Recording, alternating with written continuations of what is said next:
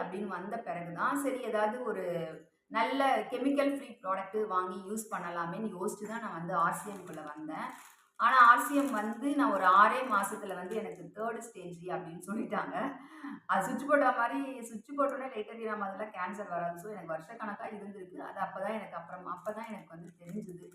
அதனால நாங்க ட்ரீட்மெண்ட்லாம் முடிஞ்சது. ட்ரீட்மெண்ட்லாம் முடிஞ்ச பிறகு ஒரு 6, 7 மாசம் ஃபுல்லா மொட்டை தலையா தான் இருந்தேன். அதுக்கப்புறமா தான் முடி வளர ஆரம்பிச்சது. ஆனா வளர ஆரம்பிச்ச எல்லா முடியுமே வெள்ளையா தான் இருந்தது. டாக்டர் வந்து B12 செக் பண்ண சொன்னாங்க. அதுக்கு வந்து டேப்லெட்லாம் கூட எடுத்துக்கிட்டேன். ஆனாலும் எனக்கு அந்த வெள்ளை முடி வந்து கொஞ்சம் கொஞ்சம் இருந்துகிட்டே தான் இருந்தது.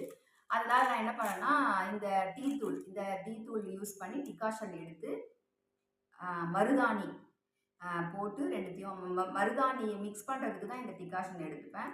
போட்டு நான் வந்து என்னுடைய தலைமுடியில போட்டு நல்லா தேய்ச்சி குளிச்சேன். வாரத்துல 1 நாள், மாசத்துக்கு ஒரு 2 வாட்டி தான் நான் யூஸ் பண்ணுவேன். இப்ப கூட எனக்கு வெள்ள முடி இருக்கு. ஆனா பார்த்தா தெரியல. நெறைய பேர் சொல்லுவாங்க, மருதாணி போட்டா உங்களுக்கு வந்து அதாவது சிகப்பா இருக்கும்னு சொல்லுவாங்க. பட் இந்த டீ தூள் போட்டு தான் நான் வந்து மருதாணி யூஸ் பண்றேன். பாருங்க எனக்கு நல்லா உத்து பார்த்தா தெரியும். ம். பாதி வெள்ள முடியா இருக்கும். எனக்கு வந்து இங்க மட்டும் தான் வந்து கருப்பா இருந்தது முடி. ஃபுல்லா வெள்ள முடி தான். பட் இப்போ வந்து நல்லா கருகருன்னு முடி வந்து இந்த மாரி ஆயிடுச்சு. ஆனா எனக்கு ஃபர்ஸ்ட்டே கருப்பா தான் இருந்தது முடி. ட்ரீட்மெண்ட்டுக்கு அப்புறமா வெள்ளையாச்சு. அப்புறம் திரும்பவும் நான் வந்து இப்ப இங்கெல்லாம் வந்து முடி கருப்பா இருக்கும். இங்கெல்லாம் கொஞ்சம் கொஞ்சம் பாதி பாதி தான் எனக்கு வெள்ளையா இருக்கும். பட் நான் இத தான் யூஸ் பண்றேன். இது நம்ம டீயும் போட்டு குடிச்சுக்கலாம். நம்ம தலைக்கும் வந்து யூஸ் பண்ணிக்கலாம். அடுத்தது வந்து பார்த்தீங்கன்னா, கோரியண்டர் பவுடர், தனியா பவுடர். இதில வந்து சில்லி பவுடரும் இருக்கு. ஆ வந்து நான் வந்து 2மே வாங்குவேன். இப்போ வந்து ஸ்டாக் இல்ல. அதனால இத மட்டும் நான் உங்களுக்கு சொல்றேன். இது வந்து மிளகாவும், தனியாவும் முழுசா கிடைக்காது. பவுடர் தான் கிடைக்கும். இது வந்து பார்த்தீங்கன்னா, இடிக்கிற மாதிரி மெத்தடு.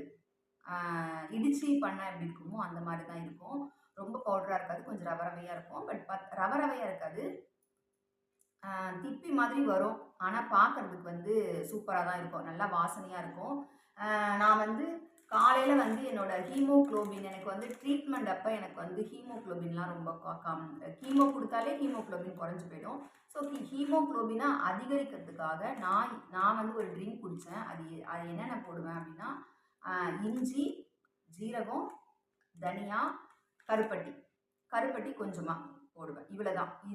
இத மட்டுமே போட்டு டெய்லி காலையில ஒரு டம்ளர் குடிப்பேன். அது வந்து ஹீமோகுளோபின கண்டிப்பா அதிகரிக்கும். அது என்ன ப்ராசஸ்ல அப்படி இருக்குன்னு தெரியாது. இது வந்து எனக்கு வந்து ஒரு ஃபேமிலி ஃப்ரெண்டு. அவங்க நர்ஸா இருந்தாங்க. ஸோ அவங்க தான் எனக்கு இத சொல்லிக் குடுத்தாங்க. நான் சொல்லியும் இத குடிச்சதுக்கு ஹீமோகுளோபின் நெறைய